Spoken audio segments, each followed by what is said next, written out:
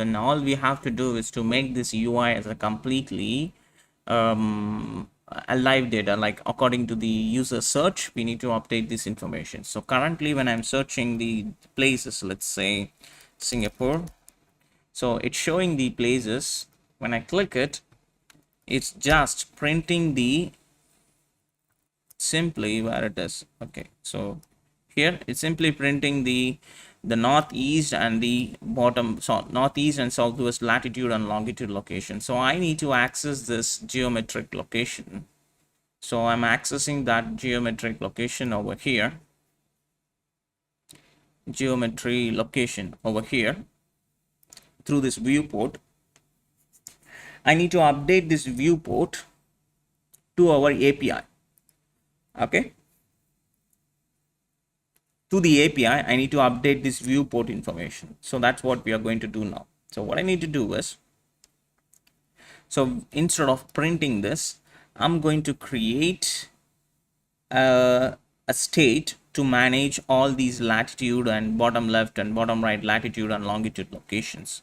Okay, so let's create a 4 different use state snippet. Let's say bottom left latitude, set bottom left latitude. Initially it's going to be null. Then use state snippet bottom left LNG longitude. Initially it's going to be null. Then use state snippet and top right latitude, that is going to be null. Then use state snippet top right LNG longitude, that is going to be null. Save the changes. These are all the use state objects. So make sure whenever you are changing any changes, it is refreshing the entire use effect and it's constantly pulling the data from your databases. So don't press Ctrl+, every single changes, otherwise it will constantly pull the data from the API, rapid API. So you will lose your data. So you will lose your free limits. So better type all the changes whatever I'm making over here, then finally press Ctrl+. Okay.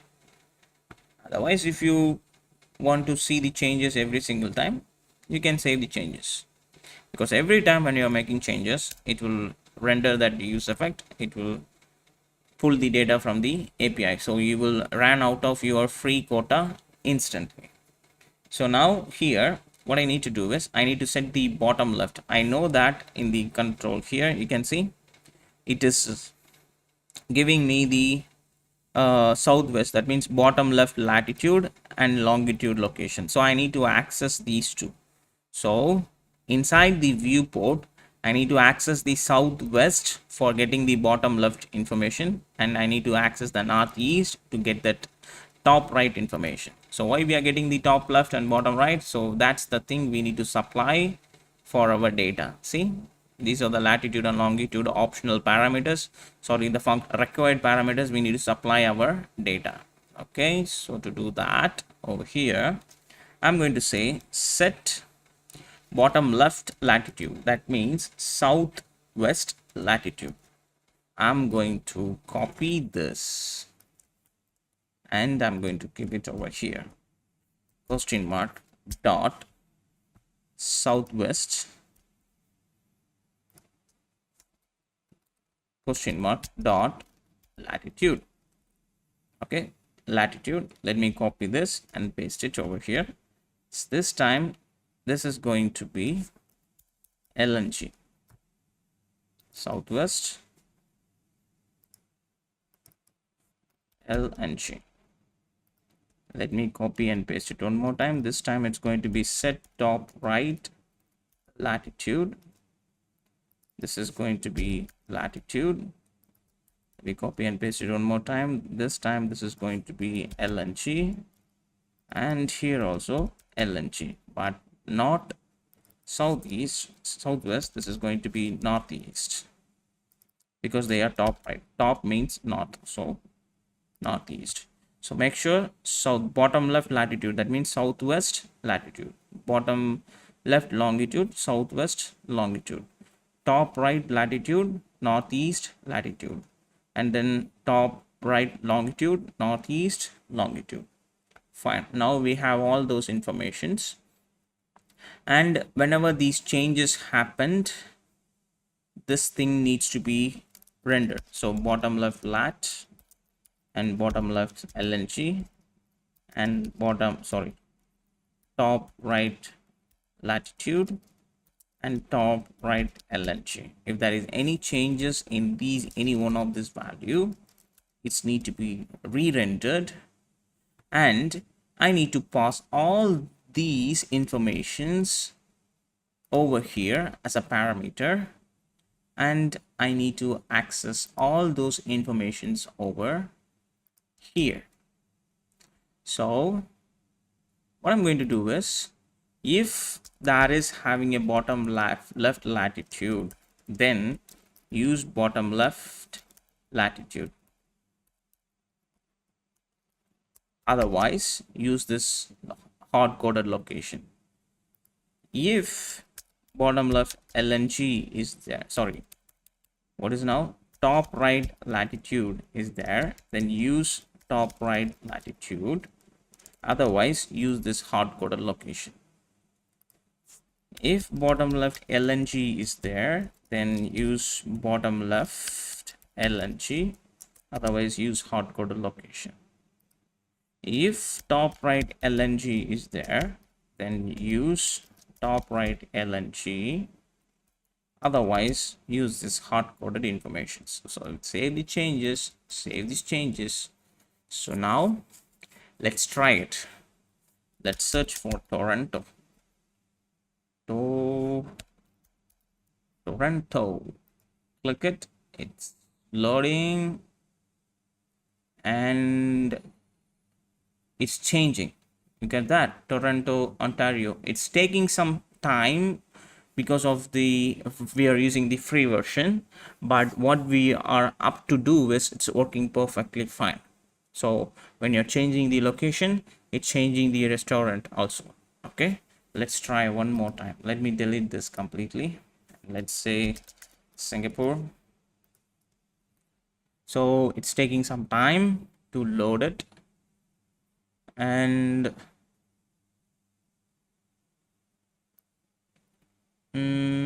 yeah, see, it's taking a quite long time to load the data. Fine, many ways it's coming from free version, so what we can accept. And even I'm thinking my internet connection is also a little bit low, so that's the reason it's taking much more time, I think so.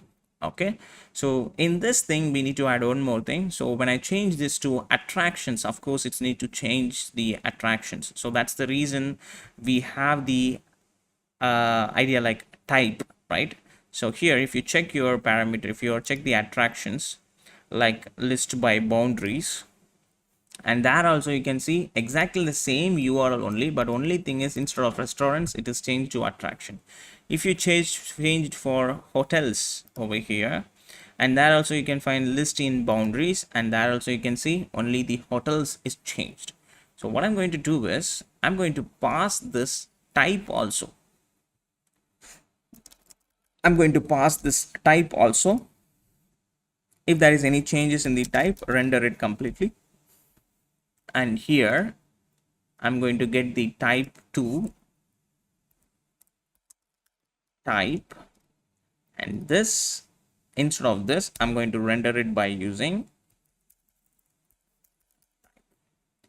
but please make sure these names, hotels, these names are exactly the same names in your key values over here. Hotels, change this to capital letter. And then for restaurants,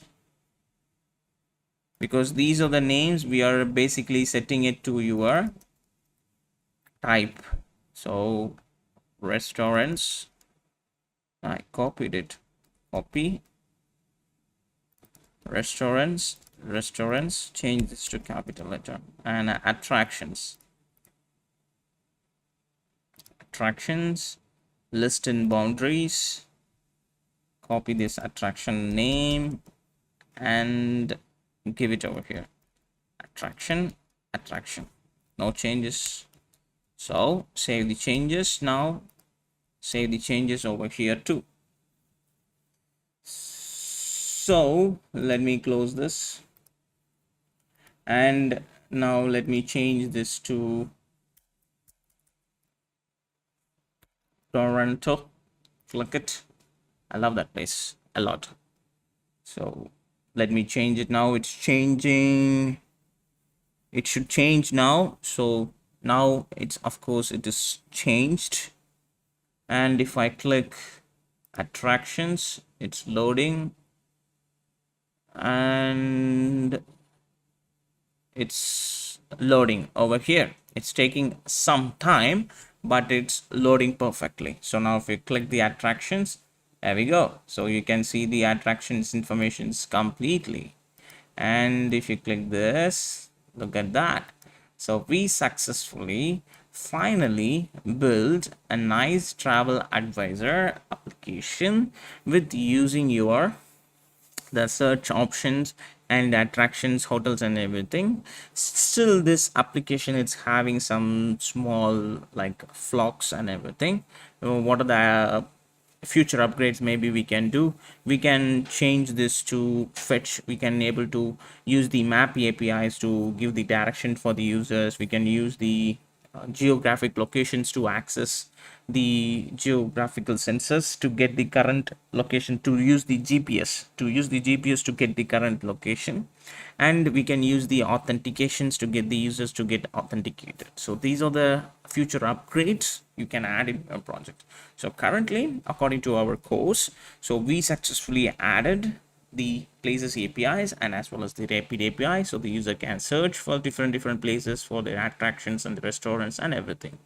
So the only thing is remaining is just we need to publish this app to the Expo Go, so that anyone who have the Expo Go application, they can use this mobile app. So that's what we are going to do next. All right, then, since we successfully created our UI and everything is pretty much done over here, you can see everything is done. So now all we have to do is to publish this account.